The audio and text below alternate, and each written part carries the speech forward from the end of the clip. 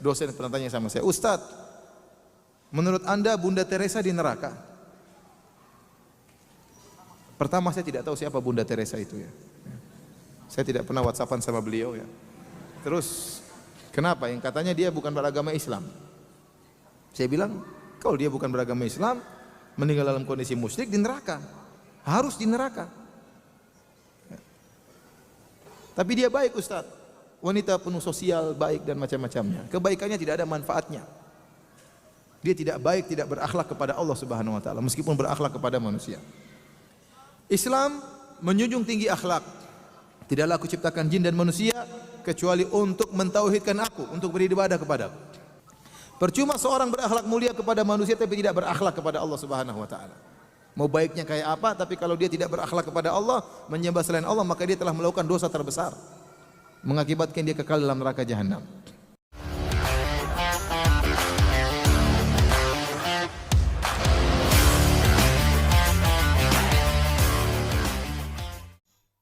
Selamat pagi dan jumpa lagi dengan Pak Gid di channel 0.0.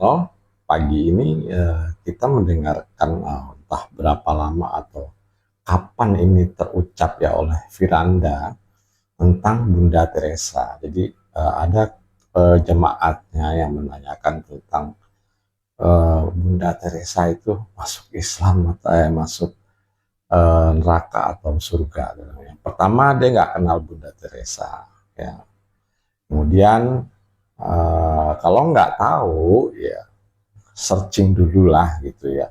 Saat ini kan sudah ada yang namanya Google, ChatGPT dan segala macamnya untuk mencari informasi siapa Bunda Teresa itu ya.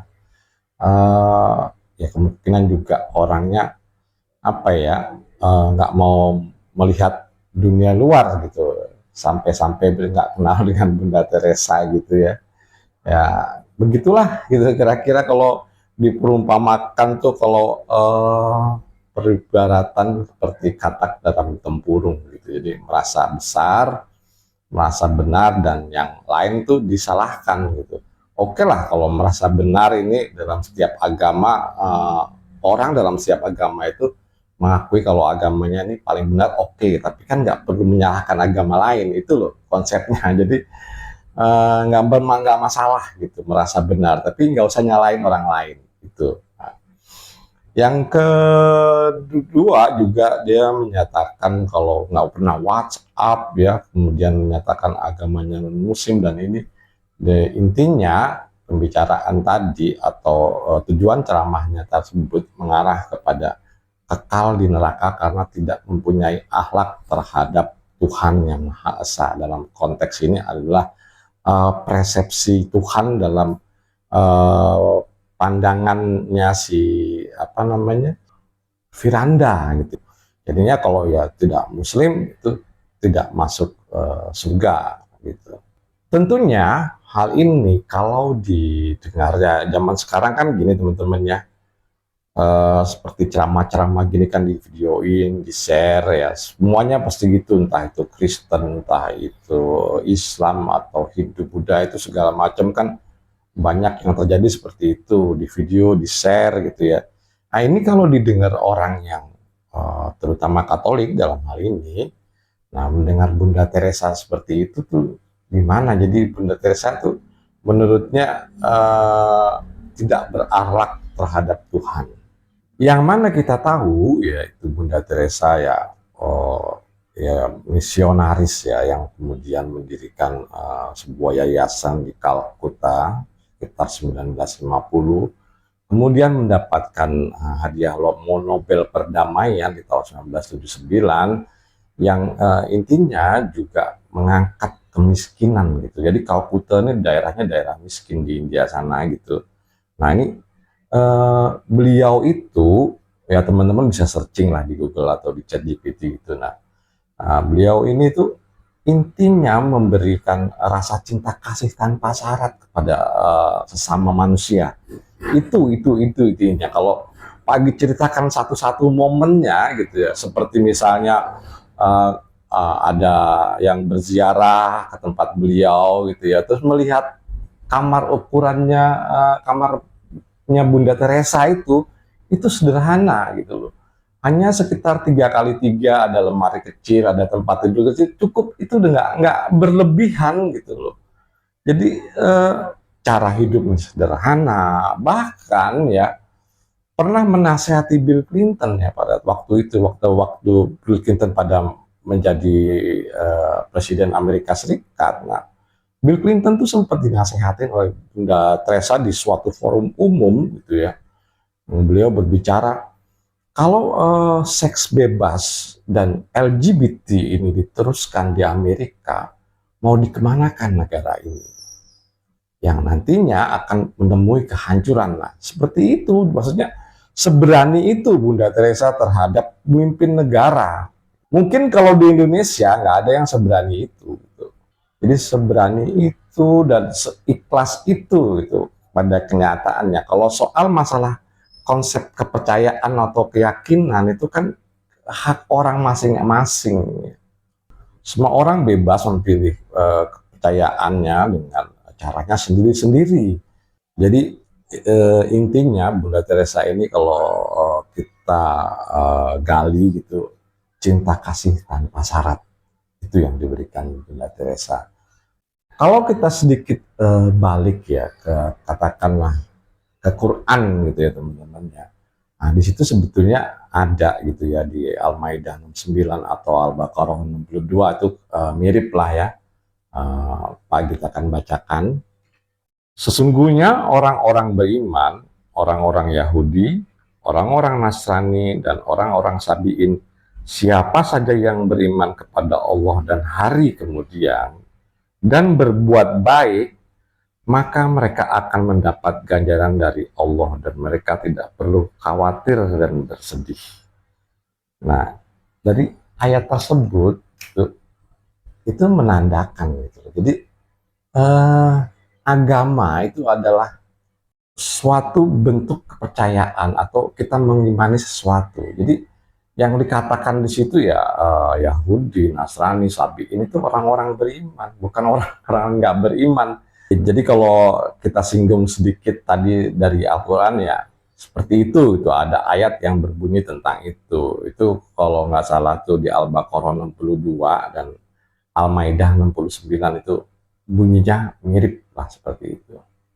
Di sini kelihatan sekali gitu arogan, ya, arogansi itu kelihatan. Mentang-mentang katakanlah umat Muslim ini di Indonesia itu mayoritas, itu ngomong soal begitu gitu Bunda Teresa masuk neraka seperti itu. Nah ini kalau ini dibalik gitu, misalnya ada tokoh Muslim gitu, terus ada orang non-Muslim yang menyatakan bahwa tokoh Muslim tersebut masuk neraka. Nah, ini akan terbalik yang terjadi, ini akan pasti digugat dengan penistaan agama di Indonesia itu yang terjadi seperti itu. Jadi undang-undang penistaan agama ini akan menguntungkan atau membuat arogansi yang terjadi selama ini adalah buat kepentingan golongan mayoritas yang pernah kita tahu juga terjadi kepada Ahok di 2017, kemudian terjadi kepada seorang ibu yang pernah mengkritik suara azan terlalu besar. Nah, yang terjadi seperti itu, jika dikritik balik, marah, tudingannya adalah penistaan agama yang seperti itu. Nah, ini Pak Gita sangat sayangkan gitu loh. Jadi kalau mengkritik atau memberi pendapat kepada orang lain pedas dan semaunya, tapi begitu dibalikkan apa yang terjadi ya seperti itu. Ya dipakailah undang-undang tersebut gitu. Dan mudah-mudahan sih 2026 besok undang-undang itu sudah tidak dipakai lagi itu. Kenapa sih umat Muslim banyak ya? Maksudnya tidak semua ya, artinya banyak tapi tidak semua itu sering melakukan hal demikian. Karena doktrin-doktrin tersebut kadang-kadang ya nggak dipikir lagi gitu berdasarkan hati nurani atau perasaan gitu ya. Artinya apakah ini akan mengganggu atau menyinggung umat lain itu udah nggak dipikirin. Yang penting kita buat bunyinya begini karena gue lebih banyak, jadi orang lain nggak akan berani nanti. Pikirannya kan ya simpelnya seperti itulah.